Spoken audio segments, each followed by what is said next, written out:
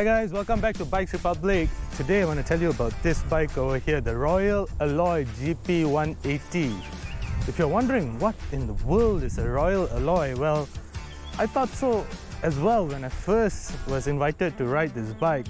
But ever since then, I gotta say that it's actually quite a cool machine, almost as cool as it looks. Royal Alloy is not an old brand that was suddenly given a rebirth by some Chinese company, just like something we saw with Benelli. But in fact, it's actually a modern day brand that is trying to give a rebirth to a lifestyle of a bygone era. Well, it's hoping to recreate the classic lifestyle from the 1950s and 1960s through an iconic design such as the one that you see here on this bike called the GP180. Well, everywhere I rode this bike, almost everybody immediately said, "Hey, that's a cool Vespa." So you can see that the connection between the Vespa and the Royal Alloy.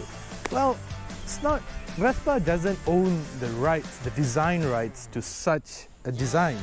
That means almost anybody with some money and intention can create a bike that looks like this. Well, it does look like it's something from the 1960s, 1970s. There's no doubt that it looks really old, but it's not. It's absolutely brand new. It's in the market now for 15,525 ringgit, and you can buy one as well if you are into the retro-inspired lifestyle. It doesn't go very fast. It has a power output at about 10 horsepower and 10 Newton meters of torque, something of that sort. And other than that, it's something that is meant to be looked at rather than go fast kind of feel. Or if you're looking for old Vespa to sort of resto mod again, well, sourcing one would be difficult to start with. Those are not cheap. Parts are not cheap, but perhaps you just want something that will make you look cool. This is a bike for that. Yeah, it does make you look cool. Everybody turns and looks. People will give you thumbs up wherever it is that you're going. There's no doubt. This is a bike that is inspired to do that. And it's pretty decent to ride as well. So in this video, I want to tell you how it feels like. And I think it feels very... It's a no-brainer, you know, you just start it up. They didn't even bother with an ignition switch, so it's a very old school type of start, except that you're not going to kick it to life, you're just going to press this button here. You know, it doesn't sound very old either. That's probably because modern day engines have to comply with lots of regulations and such. But talking about engine, it's also a single cylinder air-cooled engine, guys, right? So there's no twin cylinders and stuff, but most scooters are single cylinders anyway. Then the other thing that I really like about this is that even the sitting position is very retro. You know, if you've ever ridden old school Vespas and Piaggios, you'll notice that it's a very upright sitting position. The even older one probably had the rear brake pedal over here, located over here. And I like the flat floor over here. That's really cool. The flat floor really looks like it's something from the 60s and 70s. Of course, it's missing that foot brake lever, but that aside, it's absolutely cool. Heck, it even has this storage space over here, and this really does look like it belongs on a 60s Vespa, except that you get a USB slot over here. I'm guessing this is to turn it on and off.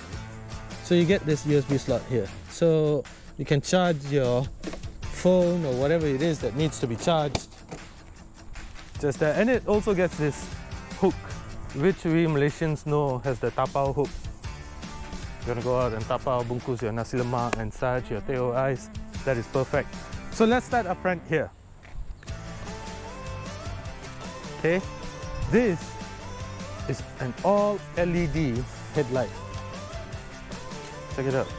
This entire thing is white LED. So that's cool, and it's really bright. Of course, I can't show you that right now. It's really bright. There's no doubt. And This so-called air vent over here is also a throwback to olden days Vespas. Turn signals are LEDs. This is, of course, the Royal Alloy emblems here. They feel very expensive, feel like it's metal. It's probably not, but yeah. One thing that is metal though is the entire bike is solid aluminium, except for this part here, which is plastic. But everything else on the bike is aluminium, which gives it a total weight of about 130 kilograms. And even though it's got 180 cc, 10 Newton meter, 10 horsepower, which is not a lot, and 130 kgs, you can do the math and realize that this is actually not that powerful of a bike. Right? So other than that, in terms of quality, I gotta say I'm quite impressed, except for this part here. This chrome looking thing here probably wouldn't do very well under the sun. You can see that there's some blemishes already. This bike is a year old, you know, so it's been used, not abused, but it's been used. And onto the electronic stuff. It does come with single channel ABS, so you can see that here. Comes with ABS. You get this twin fork up front, which I gotta say make the bike feel better than, let's say, a Vespa LX150, because those bikes only come with single suspension here, so you don't get that that front single-sided swing arm sort of stuff. But the back though, you do get a single-sided swing arm. Look, it's quite cool. It looks nice as well, right? At the rear, it's full LED stuff again.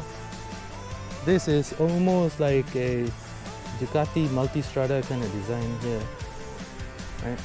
So I'm not saying that they're inspired by that, but it does look like that. And if you come here, this I thought was a nice touch as well. The Royal Alloy emblem sort of embossed or engraved into the engine now. It's quite hot. And has a true throwback to olden day scooters, Vespas, Piaggios. Check out the foot peg for the passenger. It's very neatly tucked away in the bodywork. So that's quite cool. This is the same the other side as well. So yeah, and then over here is a fuel tank. Of course, you've got to put your key. It's quite a big fuel tank. It's about 10.5 liters, so that's huge. So how do you open this? Well, you just sort of pull it out, and there's this suction cups that make sure that they don't, you know, it doesn't slip and slide, especially when it starts to rain. A very simple yet effective item or tool over there. And then you do get this LED display, so it gives you your fuel consumption, your RPM, your kilometers per hour, your speedometer, your odometer, and your voltage, your battery voltage. So only the bare essentials over here. So yeah, all in all, it's a very cool bike. It's a very basic bike, no nonsense. It's all about style, and that's what it does very, very well.